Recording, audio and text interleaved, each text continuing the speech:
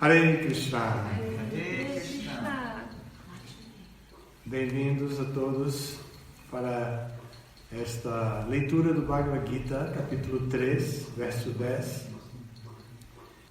Sahajagya praja srishta purovacha prajapati anena prasavishyadvam eshavostuvishta kamadruk. Saha, junto com Yagya, sacrifícios, Praja, gerações, Shrishta, criando, Pura, outrora, Uvacha, disse, Prajapati, o Senhor das criaturas, Anena, por este, Prasavishyadvam, sejam cada vez mais prósperos. Edsha, este, Vaha, de vocês, Astu, seja, Ishta, de todas as coisas desejáveis, Kamadruk, outorgador. A tradução é a seguinte: no início da criação, o Senhor de todas as criaturas enviou muitas gerações de homens e semideuses que deveriam dedicar-se a executar sacrifícios para Vishnu e abençoou-os dizendo: sejam felizes com este Yagya, sacrifício, porque sua execução irá outorgar-lhes tudo o que é desejável para viverem com felicidade e alcançarem a liberação. Significado por sua divina graça, A.C. Bhaktivedanta Swami, Srila Prabhupada. Jai Srila Prabhupada. A criação material do Senhor de todas as criaturas, Vishnu, é a oportunidade que as almas condicionadas recebem para poderem voltar ao lar, voltar ao Supremo. Todas as entidades vivas dentro da criação material estão condicionadas à natureza material porque se esqueceram da relação existente entre elas e Vishnu, ou Krishna, a suprema personalidade de Deus. Os princípios védicos servem para nos ajudar a entender esta relação eterna, como se afirma no Bhagavad Gita, Vedaischa Sarvairaham Eva Vedya. O Senhor diz que o propósito dos Vedas é compreendê-lo. Nos hinos védicos afirma-se Patim Vishwa Syatmeshwaram. Portanto, o Senhor das entidades vivas é a suprema personalidade de Deus, Vishnu. Também no Srimad Bhagavatam 2:4:20, há muitas maneiras pelas quais Srila Shukadeva Goswami descreve o Senhor como Pati. Shriyapatir Jagyapatir Prajapatir Diyampatir Lokapatir Dharapati Patirgatis Chandaka Vrishni Sattvatam Prasidatam Me Bhagavan Satampati.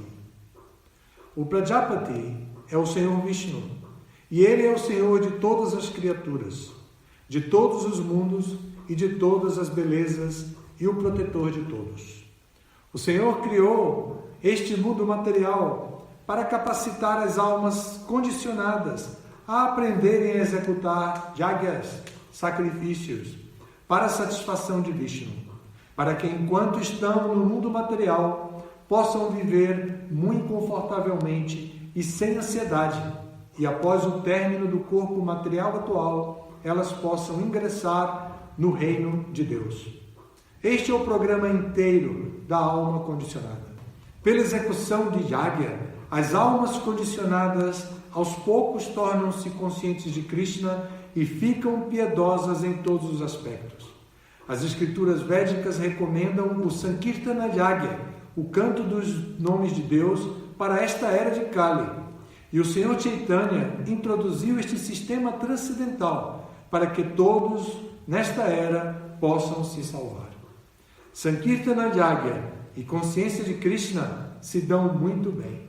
O Senhor Krishna, em sua forma devocional, como o Senhor Chaitanya, é mencionado da seguinte maneira no Srimad Bhagavatam, 11º canto, 5º capítulo, verso 32. Onde se faz referência especial ao Sankirtana Yagya. Krishna Varnam Tuisha Krishnam Sangopangastara Parsadam Jagyai Sankirtana Prayair Yajantihi Sumedasa. Nesta era de Kali, se ao adorarem o Senhor, que é acompanhado de seus associados, pessoas dotadas de bastante inteligência utilizarão o Sankirtana Jagya.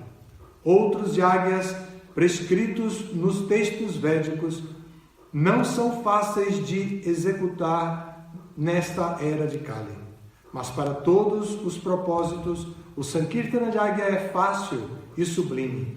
E o Bhagavad Gita 9.14 também o recomenda. Então aqui temos um verso que é continuação dos versos anteriores no Bhagavad Gita, que está começando a entrar nos detalhes. O Bhagavad Gita tem o seu primeiro capítulo dedicado à apresentação do cenário, à demonstração dos participantes e do meio ambiente onde o Bhagavad Gita foi falado, as circunstâncias pelas quais ele foi estimulado a ser falado, né? Ele foi falado, por fim. E o segundo capítulo faz um resumo de todo o conteúdo do Bhagavad Gita. Então, ao ler o primeiro e o segundo capítulos, uma pessoa poderia se sentir muito satisfeita, porque tem a noção de tudo que está acontecendo. Isso é um bom estímulo para continuar a ler. Ou também pode ser um bom estímulo para não ler mais. Né? Porém, Arjuna é do primeiro grupo do que eu falei agora. Ele ficou estimulado a ouvir mais. Então, já na primeira pergunta do capítulo 3, já para iniciar o capítulo 3, ele faz sua pergunta, que é bem interessante. Vamos ver aqui, tá bom? Ele diz exatamente assim: Ó Janardana, ó Keshava, se você acha que a inteligência é melhor do que o trabalho fruitivo, por que você quer que eu lute nesta guerra terrível? Aqui Arjuna não faz uma pergunta do nada. No verso 49 do capítulo 2, Krishna mencionou que essas atividades, que Arjuna deveria deixar as atividades abomináveis. Então, Arjuna, de acordo com Vishwanath Chakravarti Thakur, Arjuna considerou que as tais atividades abomináveis recomendadas por Krishna seria aquela guerra, a matança e tudo que decorreria da guerra. Então, ele faz essa pergunta, querendo se posicionar diante de Krishna e estimulando Krishna a falar mais sobre o tema. E esse capítulo 3 surge assim, recebe o nome de Karma Yoga, e esse capítulo 3 tem uma importância especial, porque Krishna demonstra a sua paciência e vontade de revelar um conhecimento capaz de nos ajudar a sair da ilusão material, utilizando do nosso próprio discernimento, da nossa inteligência. Então, não era apenas uma ordem que Krishna queria dar, não era apenas obrigando Arjuna a lutar ou qualquer outra coisa. Krishna estava disposto a revelar o conhecimento transcendental que por alguma razão havia se perdido no decorrer da sucessão discipular. Ele queria dar este conhecimento transcendental, a ciência imperecível do yoga, como ele mesmo define no capítulo 4. Então ele queria dar isso como ele já havia dado antes. E agora ele queria, pela relação que ele tinha com Arjuna, ele estava aproveitando a atitude de Arjuna de o aceitar como discípulo, já que antes eram amigos, e por causa da amizade foram juntos para a guerra, e na perplexidade da guerra, Arjuna o escolhe como guru, e ele acolhe o pedido de refúgio de Arjuna, e então agora ele vai entrar nos detalhes. E quem sai ganhando? Nós aqui. Que o conhecimento fica então para a posteridade, desde Arjuna para sempre. E isso é muito importante, porque nós estamos falando de uma era em que o conhecimento transcendental é desprestigiado. Qualquer saber, em nome de qualquer saber tem mais importância do que o conhecimento transcendental. Qualquer saber de natureza muito prática, os saberes que definem os ofícios das pessoas se tornam muito mais importantes do que o conhecimento transcendental. Qual a razão disso? A razão é que o saber que favorece alguém a prática de um ofício vai indiretamente dar para aquela pessoa sua subsistência, a capacidade de ganhar dinheiro e de viver. E em Kali Yuga é muito difícil comprar alimentos, inclusive. Imaginem uma clássica da era de Satya, né? Imaginem vocês que, assim, legumes, verduras, que hoje a gente tem dificuldade para comprar, orgânicas e tudo, paga um preço mais caro e tudo, não eram plantadas em Satya Yuga. Elas nasciam espontaneamente como mato. Imagina, né? Já pensou andando assim no meio do mato, pega um couve-flor, leva para casa, um brócolis, uma abóbora e tal, faz um super salgadinho. Já pensou? Mas Kali Yuga é diferente. Kali Yuga, tudo tem que produzir, porque nós temos a necessidade de sobreviver, então tudo tem que produzir dinheiro. Então, este verso já define o início de um terceiro tema do capítulo. O primeiro tema é a dúvida de Arjuna, a dúvida que ele apresenta na forma das perguntas. O segundo tema é Krishna respondendo na lata diretamente a resposta que Arjuna precisava, que é Buddhi Yoga.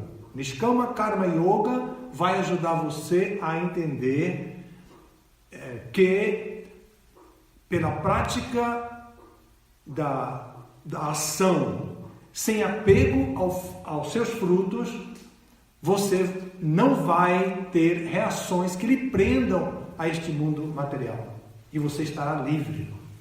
Então, Krishna define isso do verso 3 até o verso 9. Mas aqui começa agora Krishna, porque ele está entrando em detalhes, ele agora vai explicar como é que alguém evolui na história da filosofia de karma Kanda até Karma Yoga com Nishkama Karma. Então Krishna vai dizer nesses versos. Esse é o primeiro dessa coleçãozinha de sete versos, do 10 até o 16. Então nesses 7 versos, Krishna vai definir resumidamente a história da filosofia de karma. Então por isso ele já começa dizendo, né? No início da criação, né, até era uma vez, né? Assim, até nos lembra o mesmo espírito, ele vai contando algo. Então ele diz assim: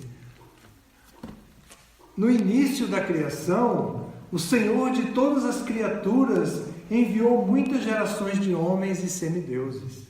E aqui Senhor está com letra maiúscula na tradução em português e se refere a Vishnu. Prabhupada explica no significado, nós vimos. Prabhupada, na verdade, ele utiliza do significado para apresentar que este Senhor das criaturas é Vishnu. Então, o Senhor de todas as criaturas enviou muitas gerações de homens e semideuses. que deveriam dedicar-se a executar sacrifícios para o próprio Vishnu. E os abençoou dizendo: a felicidade é algo natural. Vocês vão lutar naturalmente pela felicidade de vocês. Então, já que vocês precisam lutar pela felicidade, mas ao mesmo tempo, para manter garantida essa felicidade, vocês vão precisar de liberação, então eu aqui vou dar uma maneira com que vocês podem fazer tudo isso na boa. Então ele diz: sejam felizes com este Yagya, sacrifício. Ele está apresentando o sacrifício, porque a execução desse sacrifício irá otorgar-lhes tudo o que é desejável para viverem com felicidade e alcançarem a liberação, que é o sucesso na vida humana, no corpo humano. O corpo humano, como todos os animais, precisa satisfação dos sentidos.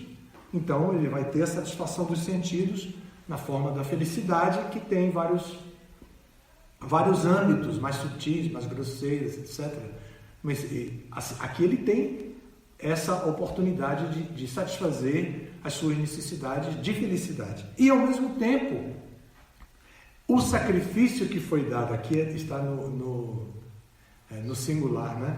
Então, o sacrifício que foi dado era para produzir, que a execução daquele sacrifício iria dar tudo o que eles precisavam, inclusive conhecimento. O fruto do Yagya, do sacrifício, é exatamente inteligência espiritualizada. Caso contrário, a inteligência fica mundana. Sem Yagya, a inteligência fica mundana, pragmática. Se adapta à realidade local onde está inserida e começa a atuar com a interação com o meio ambiente, com as pessoas do meio ambiente e tudo em termos muito pragmáticos. Analisa todas as teorias que estão disponíveis para ela. Através dessas teorias, ela escolhe o que é melhor para quê? Para conseguir o que ela quer de felicidade e conseguir viver bem dentro desse mundo, tudo que é desfrutável. Então, a inteligência, se o indivíduo não se ocupa em Yagya, sacrifício, a inteligência fatalmente ficará adaptada à realidade mundana. E essa é a grande ameaça até para nós, devotos. Nós estamos inseridos na sociedade e é muito fácil nos deixar ir pela linha materialista e mundana da sociedade e que estamos inseridos, né? A sociedade secular que estamos inseridos. Então, em todas as circunstâncias é preciso Yagya. E aqui Krishna está dizendo, né? Krishna está dizendo que Vishnu disse: sejam felizes com este sacrifício.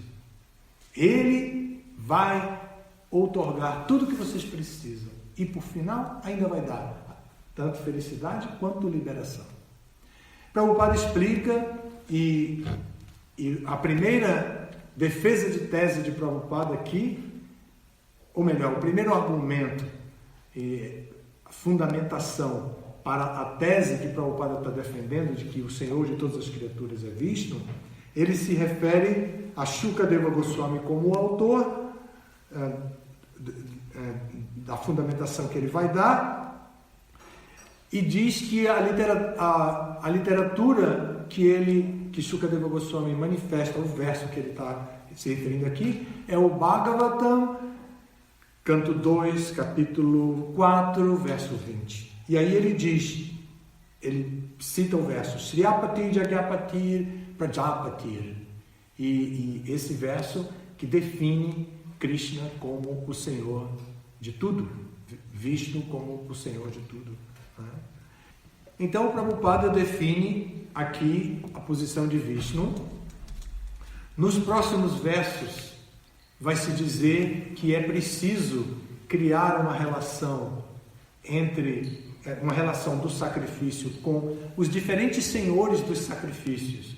Os sacrifícios às vezes dentro da cultura Karma Kanda, os sacrifícios são feitos para alguns semideuses.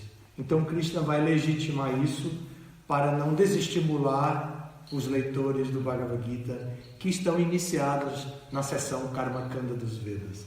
E depois, em 7 versos, né, considerando o 10 sendo o primeiro, Krishna vai defender no final das contas que é para Krishna quem se deve oferecer todo tipo de sacrifício, porque ele tem controle sobre tudo que existe. Então, voltando aqui ao verso, ou melhor, o significado de Prabhupada,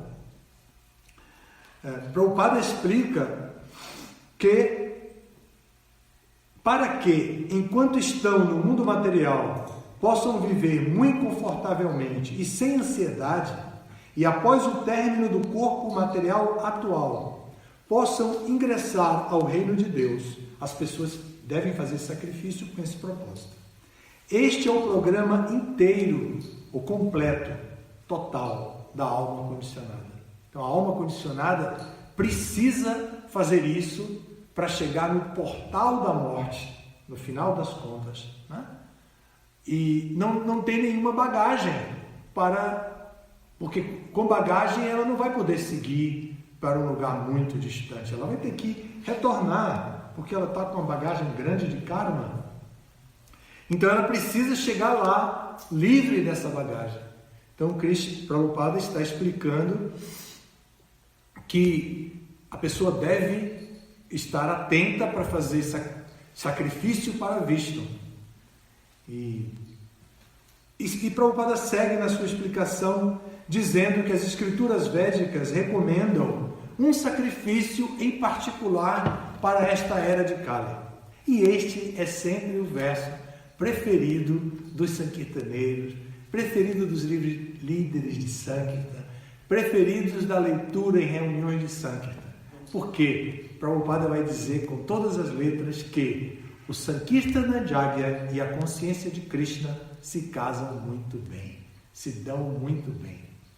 E em espanhol se diz, seguem de mão, dados as mãos, né? De mano a mano. Então, a consciência de Krishna e o Sankirtana Jagya. Então, e aqui, então, Prabhupada cita um verso que vai definir que a praia do Sankirtaneiro é o Sankirtan, né? Então diz assim, define a praia predileta dos Sankirtaneiros. Krishna Vardhan Tvisha Krishnam Sangopangastra Parsadam Jagyair Sankirtana Prayair Yajantihi Sumedasa.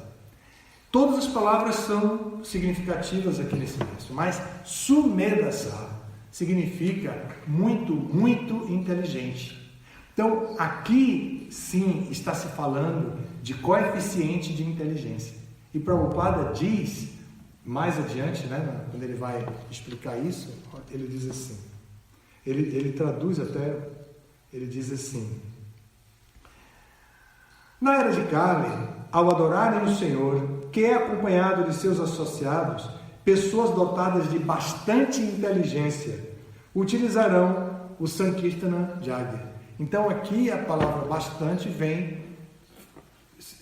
pode ser comparada com pouca inteligência. Pouca inteligência, o contrário de Sumedasa é Kumedasa. Kumedasa significa fraquinho de inteligência, mas Sumedasa significa muito inteligente. Então aqui sim é questão de coeficiente de inteligência. E quem é realmente muito inteligente se atrai pelo cantar dos santos nomes, pelo Sankirtan Jagya, nesta era de Kali, que não tem propaganda para isso, propaganda oficial. A propaganda na era de Kali é toda para o gozo dos sentidos. Nós não vamos encontrar facilmente a propaganda para o cantar dos santos nomes. As religiões tentam fazer isso um pouco, mas em Kali Yuga é muito difícil, as religiões não têm muito prestígio. Admitir a existência de Deus e a prática e a necessidade de práticas que levem à experiência com Deus é sinal de pouca inteligência, socialmente falando. Se alguém no meio social diz que acredita em Deus e tudo mais, é visto como uma pessoa menos inteligente, que não segue o famoso paradigma científico que já está comprovado, segundo eles, né, a não existência de Deus. Então, aqui nós precisamos falar um pouco da amplitude, da grande abrangência que o movimento de Sankirtan tomou com a vinda de Prabhupada para o Ocidente. Estava previsto Prabhupada como Senapati Bhakta, aquele que iria conduzir o movimento fora da Índia e queria fazer com que todo o mundo pudesse cantar Hare Krishna. Prabhupada deu isso de fato. Qualquer pessoa pode cantar. Não canta quem não quer. E também a gente pode começar não querendo e depois cantar. Temos até testemunho disso esses dias. Fizemos aqui uma dinâmica entre todos nós e algumas pessoas disseram: no começo eu não me interessei muito, mas depois eu me interessei tanto que agora eu estou aqui. Então, a gente pode nem se interessar, mas é o sacrifício da era e ele purifica. Chaitanya Mahaprabhu, quando começou o seu movimento, e às vezes o movimento começou a ficar mais famoso nas vilas, eles que saíam cantando, a meninada, garotada inocente, que gosta de brincar e zoar com todo mundo, então saíam atrás de Chaitanya para zoar com ele, Hare Krishna, imitando assim, eles cantando e tudo. Aí Chaitanya Mahaprabhu tampava os ouvidos e fazia que estava correndo, e aí eles corriam atrás e Hare Krishna cantava mais alto, mais forte, e Chaitanya Mahaprabhu tampava os ouvidos assim, para não, fingindo que não queria ouvir, para que os meninos cantassem mais. Então, o cantar dos santos nomes de Krishna podem purificar a nossa existência, amolecer nosso coração duro como rocha. Aqui nós temos, em Teresópolis, na Serra, temos o dedo de Deus duro, aguenta tudo ali, né? Milênios aí, sei lá quanto tempo, desde tempos imemoriais, está ali o dedo de Deus, duríssimo. Nosso coração é assim, duro como o dedo de Deus daqui, né? O dedo de Deus daqui é assim. Krishna não, Krishna é todo misericordioso, então seu dedo deve ser misericordioso também. Mas aqui é bem duro, é rocha. E nosso coração é assim.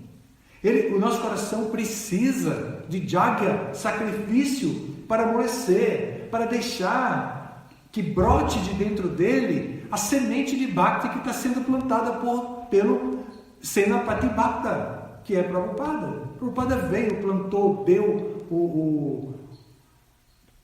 o cantar dos santos nomes para todo mundo. Foi em praça pública, sabendo muito bem o que estava fazendo. Sentou lá e esperou as pessoas chegarem. As pessoas chegaram e ele cantou o Mahamantra Hare Krishna, assim, parecendo que era despretensiosamente. Mas ele estava seguindo uma tradição. Então nós precisamos aceitar, acolher em nossas vidas o cantar dos santos nomes como um traço cultural de grande responsabilidade. E cantar. E essa grande responsabilidade é traduzida para os seguidores de Prabhupada no número de voltas que cantamos. E Prabhupada recomenda um número de voltas adequado para a era de Kali, que mostra sacrifício, que exige 2 horas de concentração para ser produzido, né? Para as 16 voltas serem produzidas. E Prabhupada estabeleceu, e vai ser pelos 10.000 anos de duração do movimento de Prabhupada, esse número vai prevalecer. E nós agora que estamos tão próximos do tempo de Prabhupada, que somos seus filhos e netos e bisnetos de Prabhupada, espiritualmente falando, podemos muito facilmente identificar o sacrifício que Prabhupada fez de vir com essa idade e ser discriminado numa época que a discriminação era tão grande que havia movimentos contra o racismo, né? Contra o machismo. Então havia esses movimentos muito fortes começando. Ali era um momento, todo mundo na rua, começando todos esses movimentos de contestação, né? Então Prabhupada veio e trouxe o Mahamantra Hare Krishna como o efeito que aqui ele está agora defendendo, que é o sacrifício dado no começo da criação por Vishnu, para que todas as pessoas possam alcançar a felicidade e a liberação. Então, nós precisamos entender o nosso grau de condicionamento e por que precisamos nos libertar desses condicionamentos. Se nós não entendemos o que é condicionamento, nós vamos nos adaptar a eles e vamos assimilar essas adaptações como são chamadas em sânscrito, tecnicamente, de anarthas. Então todas essas adaptações nós vamos ter que admitir que são anarthas.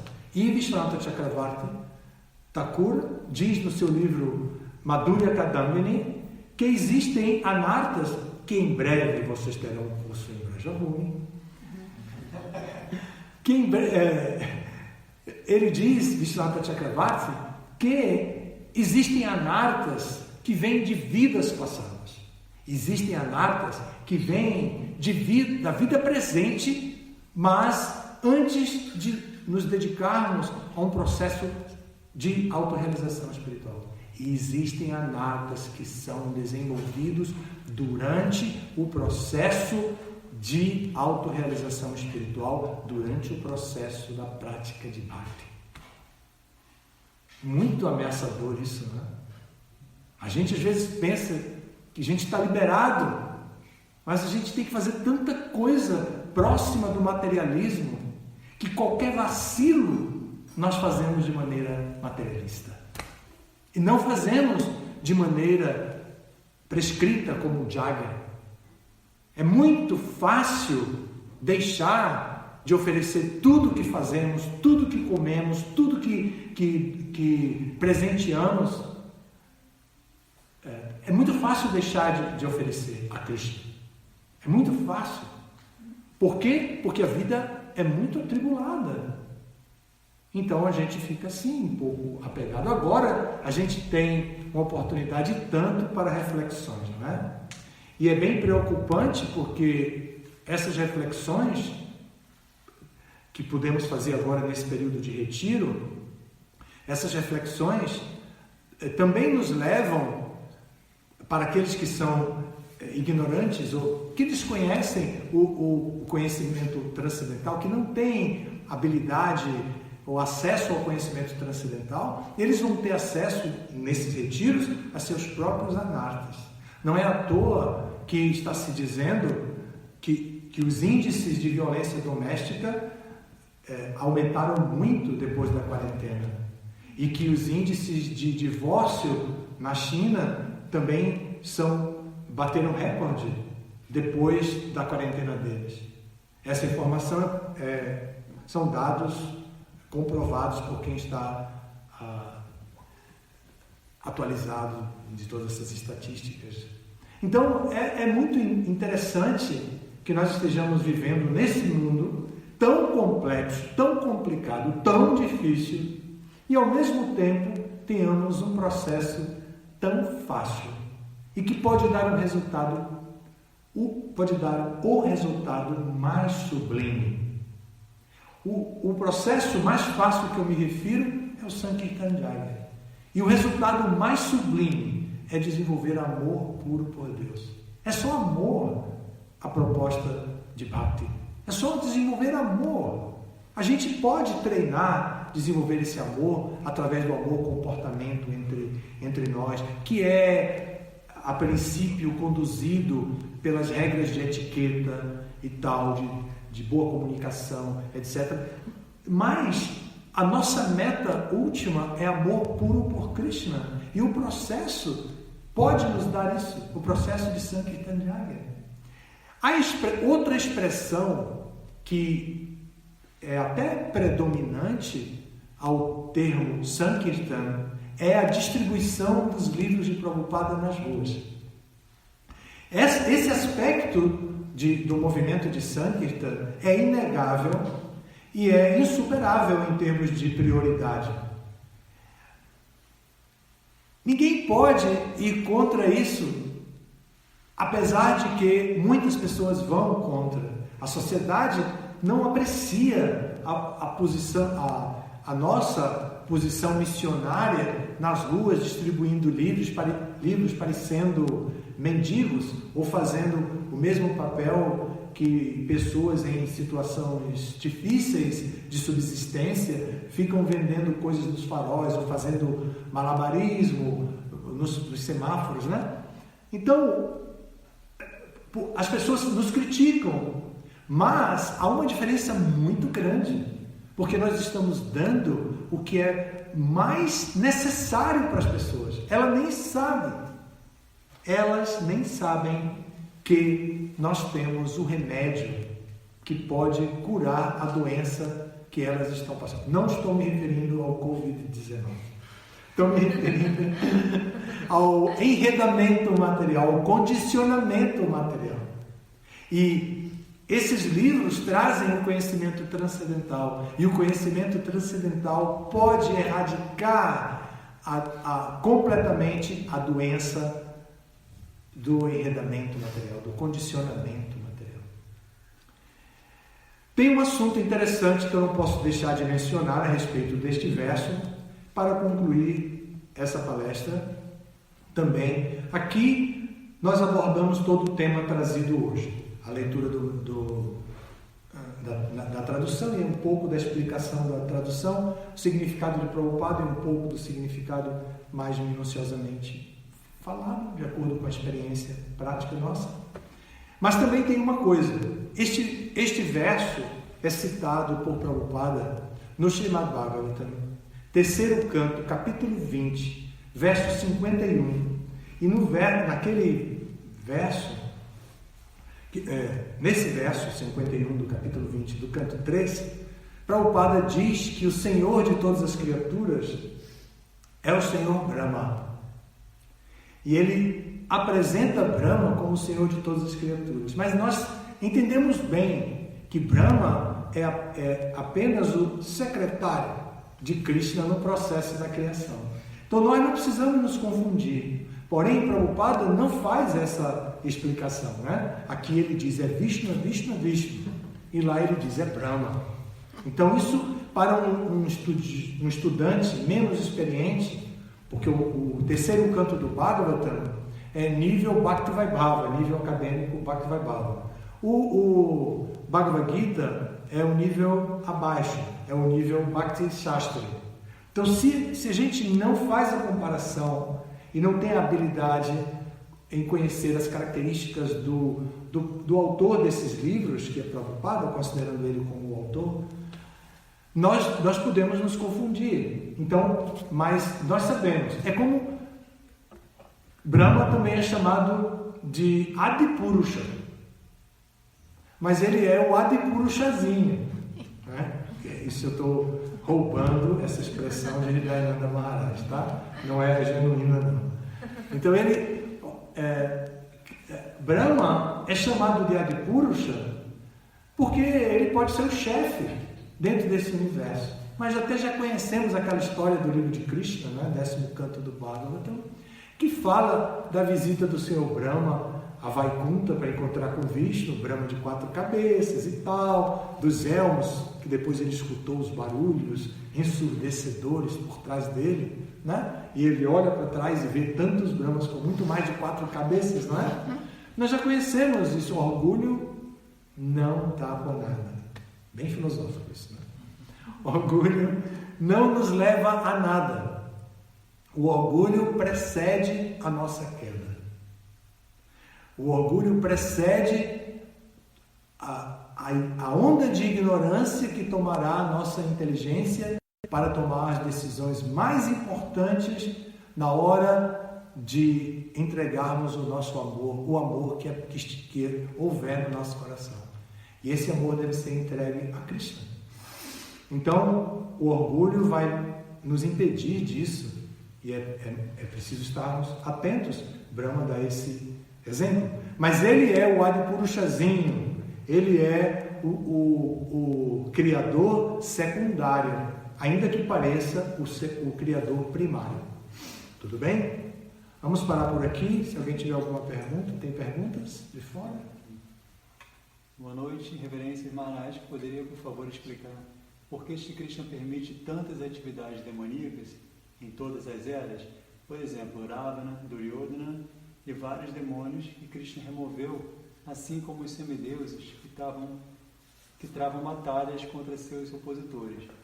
Por que e de onde surgem tantas entidades maléficas, tendo dificuldade em entender que eles sejam criações da Suprema Personalidade de Deus? Muito interessante, Nilamada, a sua pergunta. Mas precisamos saber o local de referência que você deu do aparecimento dessas personalidades citadas, né? Estamos falando do mundo material. Krishna tem um contato com esse mundo material através da sua energia externa, que é Maya, a ilusão material. Então, Krishna tem um contato através dessa Maya, grande Maya, Mahamaya. Então, tudo aqui é organizado dessa forma mesmo, do Kalayam e a Sasvatam. Temporário, ou melhor, cheio de misérias, Dukkha, e a Sasvatam, não eterna, temporária. Tudo é feito em base a essas duas características. Como que pode dar certo por muito tempo, de maneira perfeita? Não dá certo perfeitamente. Sempre tem uma possibilidade de erro muito grande. A probabilidade é imensa. Se formos levar para um PhD de estatística, ele vai dizer só essas duas características já garante a possibilidade, a probabilidade de grande insucesso, de grandes insucessos nas atividades realizadas nesse lugar. Então, é assim, é por isso. Então, vêm essas pessoas. Não é que Krishna quer fazer daqui o paraíso, ele não tem essa intenção. Se essa fosse a intenção de Krishna, funcionaria de outra maneira. Mas essa não é a intenção de Krishna. Tá bem, Nilamada? Mais uma pergunta é do João César de Moraes Fortes. Narottama, é do Rio Grande do Sul, esqueci o nome da cidade dele. Uma pergunta: quando fiz o seminário Hare Krishna em 2003, terceira turma, fizemos o estudo do terceiro capítulo dado pelo Gurudeva em Nova Brajadama. Por que cargas d'água? Não sei, essa é a minha pergunta dentre os 18 capítulos do Bhagavad Gita. Foi o que eu menos tive compreensão e aprendizado e me sinto muito inseguro nesse capítulo. Qual a razão será a causa? Foi o local ou é algo em mim? O local que você estudou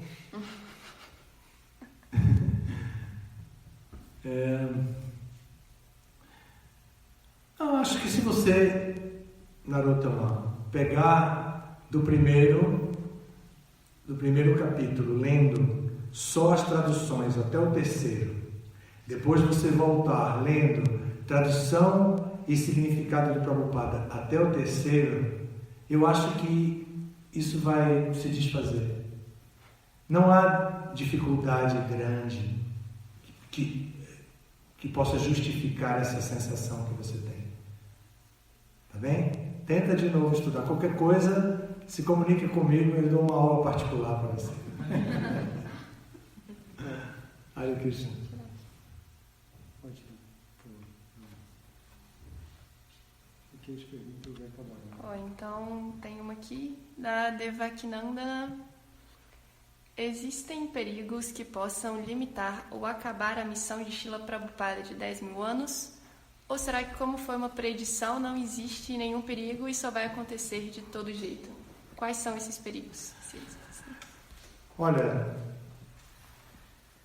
Prabhupada disse que o movimento pode se acabar. Porque quando o movimento começou, havia muitos ataques, mesmo no Brasil, nós sofremos muitos ataques aqui. E tivemos vários devotos daquela época que defenderam com muita garra. Para mim, a referência dessas pessoas, da nossa geração, o que se tornou mais qualificado para defender o movimento e que tem um currículo mais repleto de vitórias é o Prabhu Lokashaksi. Lokashaksi lutou, ele era jovem e lutou assim com toda a sua inteligência, que não era pequena, mas com toda a sua falta de experiência mundana, porque ele não tinha experiência mundana, não é mundana, experiência material suficiente para enfrentar as dificuldades que ele enfrentou. E ele não teve temor, ele estava assim, ungido pela energia de Krishna. E ele defendeu o nosso movimento de uma maneira simplesmente espetacular. Todos nós no Brasil tínhamos Lokashaksi como referência em qualquer assunto relacionado com os ataques ao movimento. Ele estava realmente dotado de grande poder naquele momento. E nós seguíamos como Lokashaksizinhos, já que eu falei de Brahma com Adipurushazinho, nós seguíamos ele assim, e seguíamos as linhas de raciocínio que ele defendia. Ele tinha tese para tudo, todo tipo de ataque. Eu não sei como, não tinha Google, não tinha nada naquele tempo, não sei como ele descobria, e ele vinha, sei lá, ia buscar isso, claro, nos livros, né? Então, nós tivemos em todos os lugares, do planeta, o movimento foi assim muito perseguido com diferentes níveis. E Prabhupada disse que o movimento não poderia acabar. Nesse sentido, ficaria os 10.000 anos. Mas ele não especificou nesse momento que duraria 10.000 anos. Ele disse que o movimento poderia acabar unicamente por falta de cooperação entre os membros do movimento. E Prabhupada não tirou isso assim de uma inspiraçãozinha sem fundamentação. A história da Índia, a história da Bengala, o lugar onde ele nasceu, mostra isso. Um PhD no Brasil defendeu uma tese, um movimento, um livro sobre o movimento em sociologia, Silveira, o nome dele, e ele disse que na Bengala, na época do Senhor Chaitanya, os muçulmanos, de origem persa, inclusive diz ele, dominavam e escravizavam etíopes africanos, escravizavam eles lá na Bengala. E esses etíopes se juntaram entre eles, ficaram fortes e derrotaram os persas e tomaram o governo da Bengala. Eles eram africanos, etíopes, que eram de escravos, passaram a ser os dominadores ali. E ficaram 11 anos.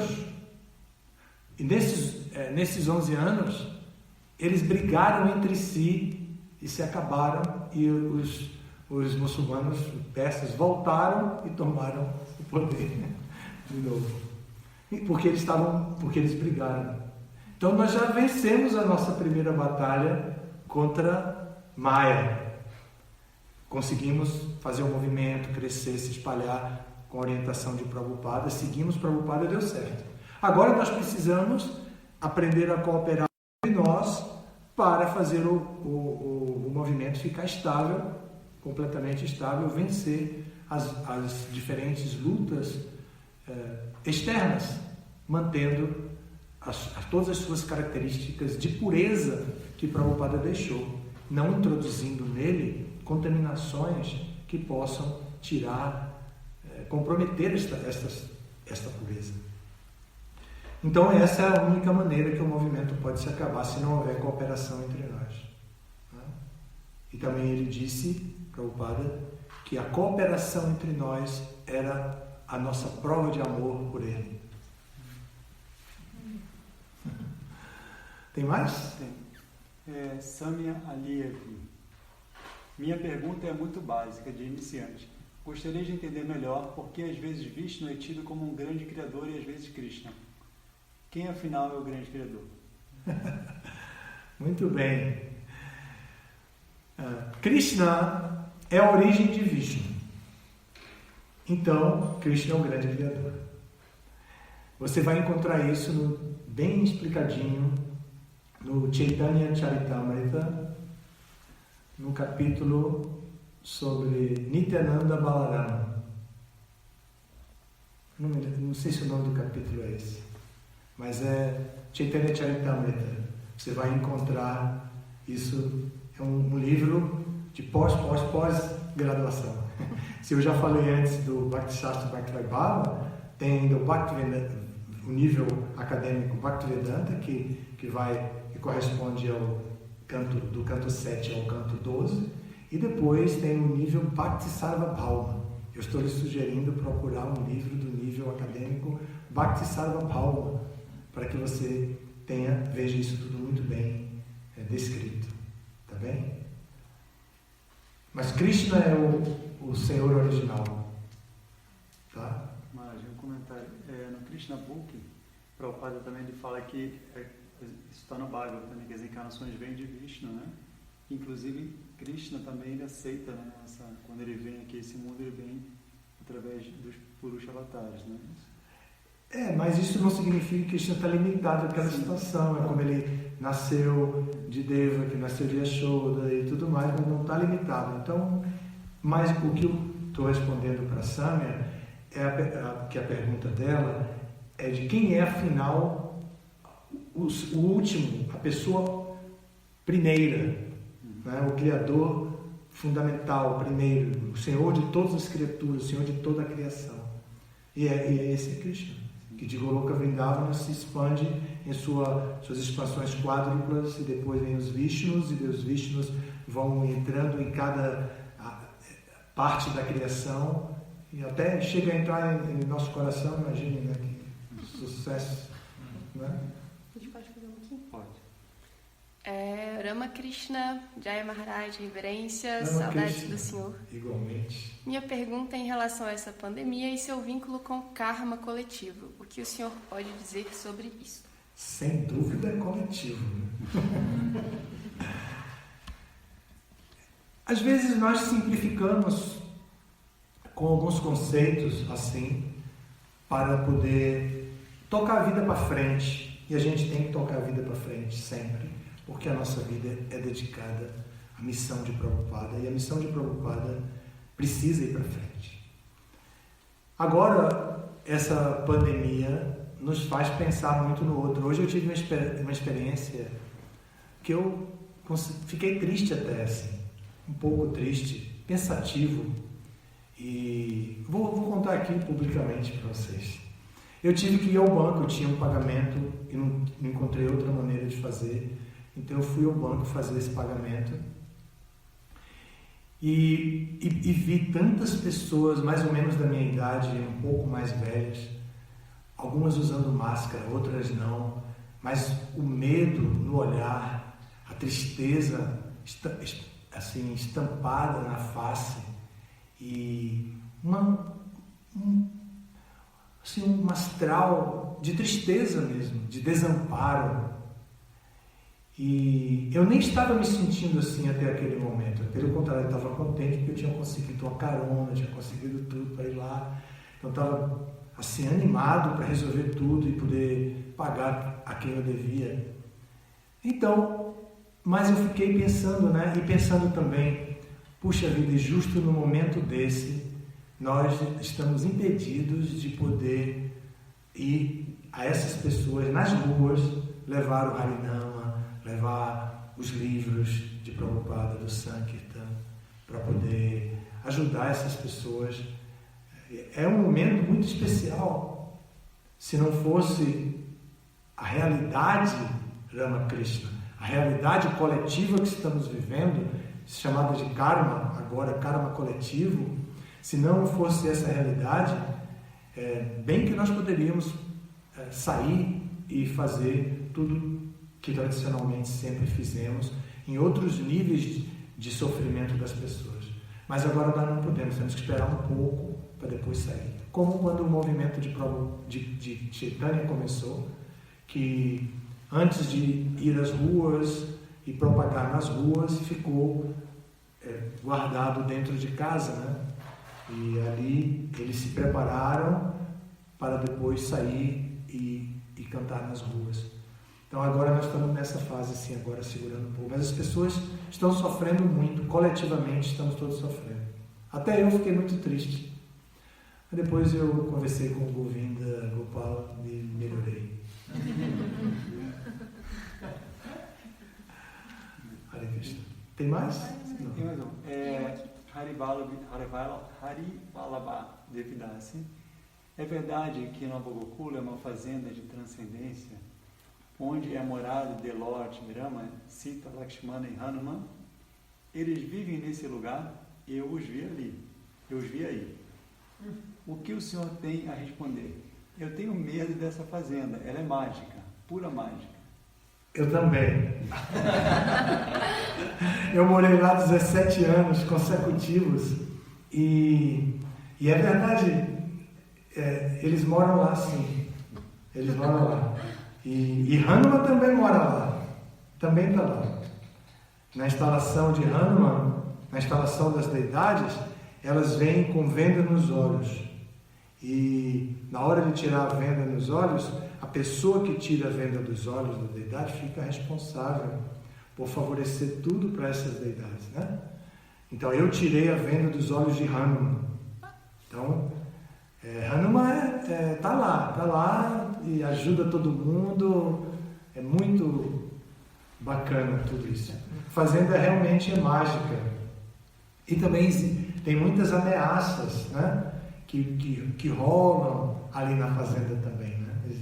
Muitas ameaças de desentendimentos, de mal entendidos e todas essas coisas, né? De falta de comunicação, todo esse tipo de coisa que cria dificuldades. Mas o refúgio dos pés de lótus de Rama, Sita, Lakshman e Hanuman pode nos aliviar de todo tipo de dificuldade.